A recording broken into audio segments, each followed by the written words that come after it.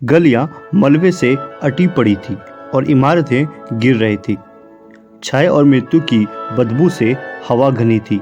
बचे हुए कुछ लोग लगातार चलते रहते थे, हमेशा भोजन और आश्रय की तलाश में रहते थे और हमेशा अपने कंधों पर मरे हुए लोगों की तलाश करते थे।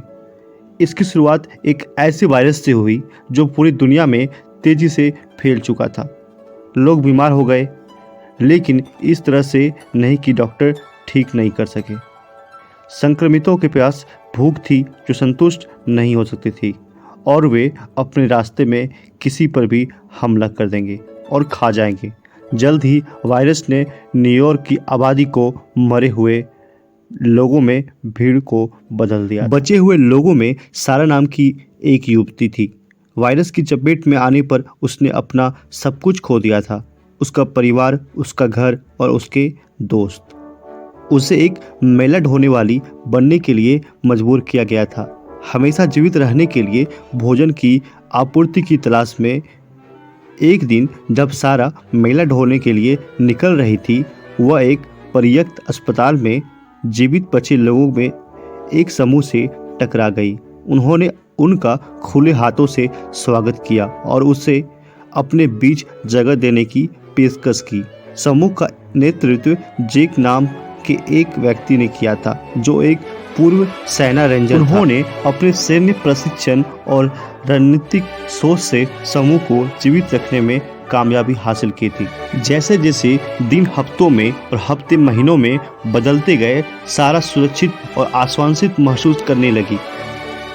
समूह ने अस्पताल की दीवारों के भीतर एक समुदाय का निर्माण करने में कामयाबी हासिल की थी और वे अपना भोजन स्वयं उगाने और पीने के लिए वर्षा जल एकत्र करने के सक्षम थे। उनके पास एक जनरेटर भी था जो उन्हें बिजली प्रदान करता था, लेकिन उनकी सुरक्षा अल्पकालिक थी।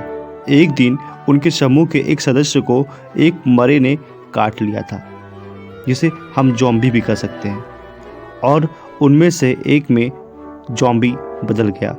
जैक के पास उसे मारने के अलावा कोई चारा नहीं था, लेकिन यह एक कठोर अनुस्मारक था कि छोटी सी गलती भी जानलेवा हो सकती। जैसे जैसे समय बीतता गया, समूह मजबूत और अधिक संगठित हो गया।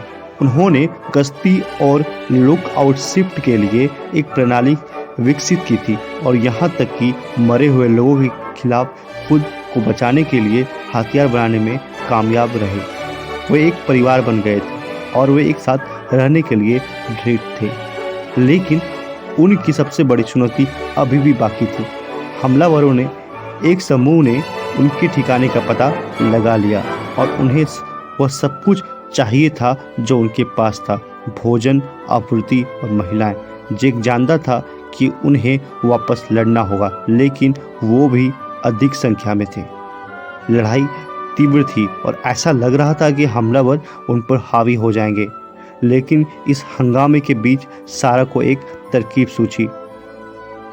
उसे एक गुप्त सैन्य के ठिकाने के बारे में कहानियां सुनने की याद आई, जिसमें वायरस का इलाज करने की अफवाह थी। वह जानती थी कि यह एक लंबा शॉट था, लेकिन यह उनकी एकमात्र आशा थी। बिना किसी हिचकिचाहट के सारा और कुछ अन्य बचे हुए आधार खोजने के लिए एक खतरनाक यात्रा पर निकल पड़े।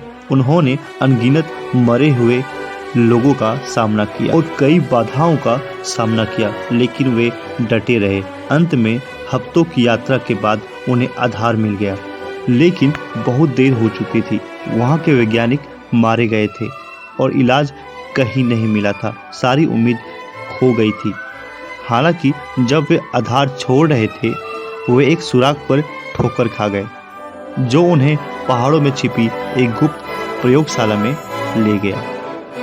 अंदर वे एक वैज्ञानिक से मिली जो इलाज पर काम कर रही थी। सारा और बचे हुए अन्य लोग यह जानते हुए कि समय समाप्त हो रहा है, वापस अस्पताल में पहुंचे। वे अपने समूह के संक्रमित सदस्यों में एंटीडोट इंजेक्शन लगाने में सक्षम थे और कुछ ही घंटों में वे सभी ठीक हो गए। अस्पताल के बाहर मरे हुए लोग मरने लगे और बचे हुए लोगों को पता चल गया कि आखिरकार जीत उनकी हुई है।